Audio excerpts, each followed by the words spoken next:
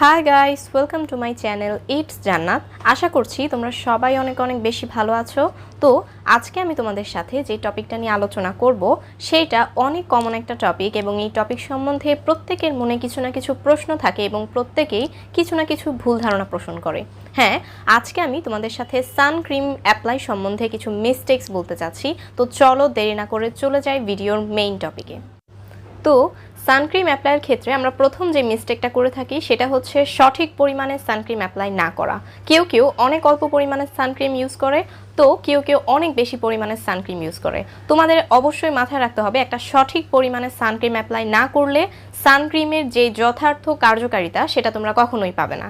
তো সানক্রিম অ্যাপ্লাইয়ের ক্ষেত্রে তোমরা 3 ফিঙ্গার্সের একটা নিয়ম পালন করবে। এইখান থেকে শুরু করে এই পর্যন্ত ঠিক 3 আঙ্গুল পরিমাণ নিয়ে লাস্ট ফিঙ্গারটা তোমাদের নেকে এবং বাকি 2 ফিঙ্গারটা তোমাদের ফেসে অ্যাপ্লাই করবে। এইটা হচ্ছে সানক্রিম অ্যাপ্লাইয়ের সঠিক একটা নিয়ম। সেকেন্ড যে মিস্টেকটা সেটা হচ্ছে সানক্রিম অ্যাপ্লাই করে সাথে সাথে বাইরে চলে যাওয়া। সানক্রিম অ্যাপ্লাই করার ঠিক 15 মিনিট পর্যন্ত তোমাদের অপেক্ষা করতে হবে এবং তারপর বাইরে যেতে হবে। এটা কিন্তু খুবই গুরুত্বপূর্ণ একটা বিষয়, কারণ সানক্রিমটা তোমাদের স্কিনের ভিতরে প্রবেশ করার একটা সময় দিতে হবে। তো এই গেল আমাদের দ্বিতীয় স্টেপ। থার্ড যে মিস্টেকটা আমরা করে থাকি সেটা হচ্ছে 2 ঘন্টা অন্তর অন্তর সানক্রিম রিঅ্যাপ্লাই না করা।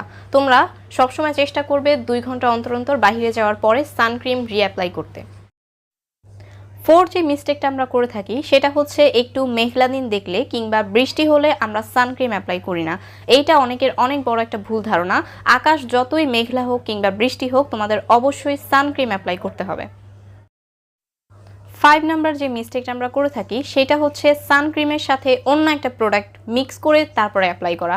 এইটা অনেক বড় একটা ভুল কাজ। তোমরা অবশ্যই চেষ্টা করবে সানক্রিম ফেসে অ্যাপ্লাই করার কিছুক্ষণ পর আরেকটা প্রোডাক্ট ইউজ করা, অর্থাৎ লেয়ার আপ করে সানক্রিমটা তোমাদের ইউজ করতে হবে। সবশেষে যে মিস্টেকটার কথা বলবো সেটা হচ্ছে সানক্রিমকে সঠিক উপায়ে নিজের ফেস থেকে রিমুভ না করা। তোমরা সাধারণত যেভাবে মেকআপ রিমুভ করে থাকো তোমাদের ফেস থেকে ডাবল ক্লিনজিংয়ের মাধ্যমে, ঠিক সেইভাবে সানক্রিমকেও তোমাদের ডাবল ক্লিনজিংয়ের মাধ্যমে ফেস থেকে রিমুভ করতে হবে।